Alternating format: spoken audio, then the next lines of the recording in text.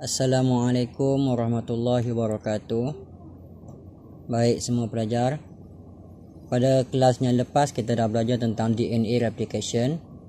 Kita dah fokus bagaimana DNA double helix dapat dibuka, how does it is been open. Kita juga dah belajar bagaimana initiation of the replication berlaku dengan menggunakan beberapa enzim. Yang pertama adalah DNA helicase, diikuti dengan enzim protein single strand binding protein, diikuti dengan topoisomerase, diikuti dengan primase. Kita juga dah belajar bagaimana leading strand dibentuk, dan kita dah belajar bagaimana lagging strand dah juga dibentuk menggunakan primase, menggunakan DNA polymerase 3, DNA polymerase 1 dan juga DNA ligase. Sekarang kita akan fokus tentang satu lagi pelajaran yang berkaitan dengan DNA. Sepertinya mana kita faham bahawa DNA ni bagi eukaryotik sel dia terletak dalam nukleus. DNA sangat penting sebagai storage of genetic information. Dan DNA tidak boleh diekstrak keluar untuk dijadikan sebagai protein. Kita akan belajar bagaimana information yang ada dalam DNA itu digunakan dengan baik dalam penghasilan protein yang berlaku dekat cytoplasm, dekat ribosom. Ini dinamakan sebagai central dogma. The central dogma of the molecular biology. Yang pertama sekali saya nak kamu faham bahawa sequence of bases. Highlight perkataan sequence of bases. Sequence of bases ini berada dalam DNA dan dia tidak boleh diekstrak keluar. Dia hanya bertindak sebagai genetic code.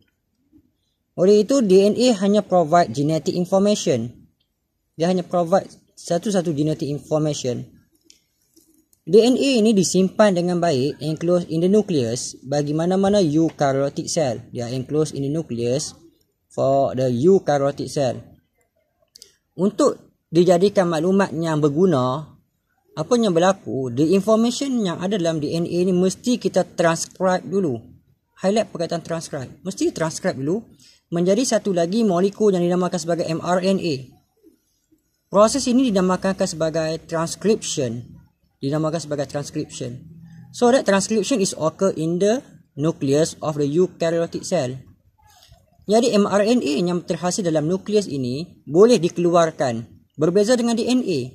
DNA cannot be transport out. But the mRNA could be released from the nucleus to the cytoplasm. Information itu berada dalam mRNA, dalam bentuk mRNA. They are used to synthesize the protein. Apabila mRNA ini digunakan untuk menghasilkan protein, this process we call as a translation. Dinamakan sebagai translation. Information yang ada dalam mRNA ini translated into the protein, dilaksanakan oleh ribosom. So ini yang kita namakan sebagai central dogma. How does the information in the form of DNA transcribe into the mRNA and then translate into the protein? Sekali lagi kita tengok, ini adalah eukaryotic cell. This is the DNA. DNA is very important to store the genetic information. But the genetic information in the DNA cannot directly used to produce a protein. Tak boleh gunanya ni untuk dihasilkan sebagai protein. Sebab DNA store the information. They cannot be released out. Untuk menggunakan maklumat dalam DNA ini, dia akan diubah kepada mRNA. Yang anak panah ini dinamakan sebagai proses transcription. mRNA can release to the cytoplasm. Dekat cytoplasm, mRNA going to the ribosome dan menggunakan information dalam mRNA ini menghasilkan protein. This process we call as a translation. Kita ada transcription, kita ada translation. So this process is very important to synthesis the protein. So this is a lesson about the central dogma of the molecular biology. We are described about the process of transcription. We are described about the process of translation. So harap kamu dapat belajar dengan baik. See you on the next level.